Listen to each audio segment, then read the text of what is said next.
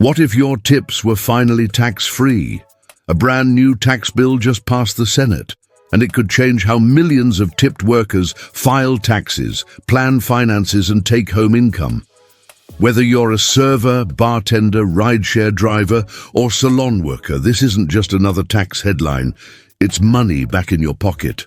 Today, we're breaking down the No Tax on Tips Act, what it really means, who qualifies, and why this rare bipartisan law is already sparking debate and action. Make sure to stick around, especially if you earn tips or manage staff who do. This is one of the most impactful tax shifts of the year, what the bill actually does. So here's the headline. Under the No Tax on Tips Act, workers can deduct up to $25,000 in reported tips from their federal income taxes.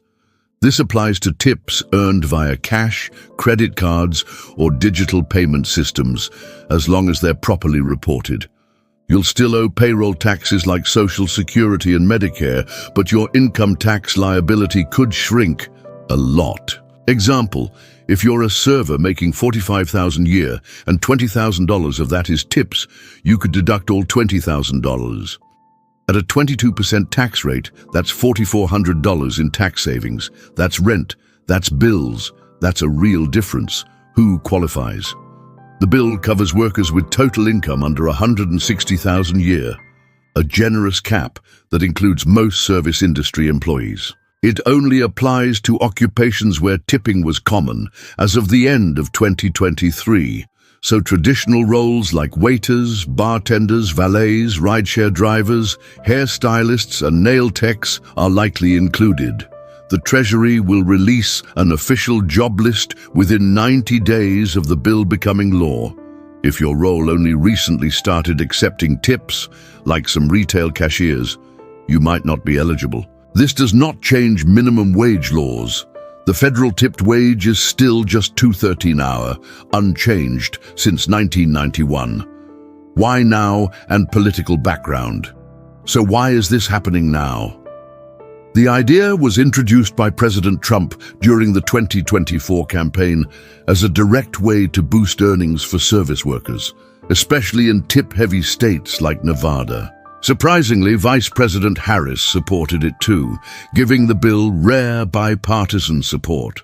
In fact, when the Senate voted, it passed unanimously, a rare moment of unity in Washington. But as we'll see next, not everyone thinks it's fair. What supporters and critics say. Supporters call this a fairness fix. Tipped workers often face unpredictable hours, no benefits, and still get taxed heavily. Letting them keep more of their earnings feels like economic justice. Critics, they say it's unfair to untipped workers. Imagine a waitress and cashier both earning 35 cows. Only the waitress gets a tax break. That creates inequality between people doing similar work. Plus, some fear that employers will use this law to avoid raising wages, pushing even harder for tipping instead of base pay increases. That's a long-term risk we'll need to watch. IRS enforcement and reporting rules. Right now, the IRS requires reporting any tips over $20 a month, but cash tips, many go unreported. And now that tips can be deducted, workers will have more reason to accurately report them. To claim the tax break, tips must be properly reported. That means tracking everything, even when your employer doesn't. Could this increase IRS oversight or audits in the service sector? Possibly, but it could also normalize tip reporting and create more transparency. Business impact and credit expansion. There's good news for employers too. The bill expands the 45B tax credit, which helps businesses offset payroll taxes paid on tips. Originally just for restaurants, it now includes salons, spas, and other beauty services. For small business owners in these industries, this could help maintain staffing, reduce costs, and boost retention.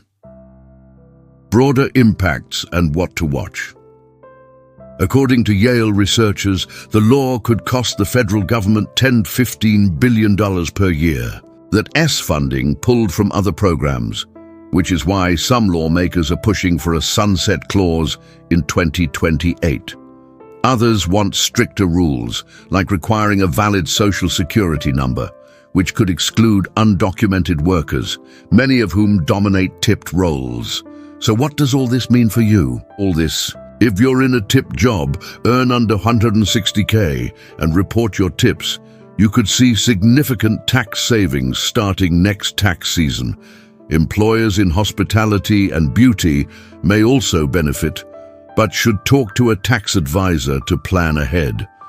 What do you think? Do you work in a tipped role? Does this bill help?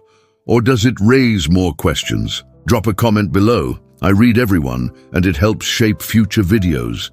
If this helped clarify what's changing, give it a like. Subscribe for more breakdowns on how taxes, wages, and money policies really impact your wallet.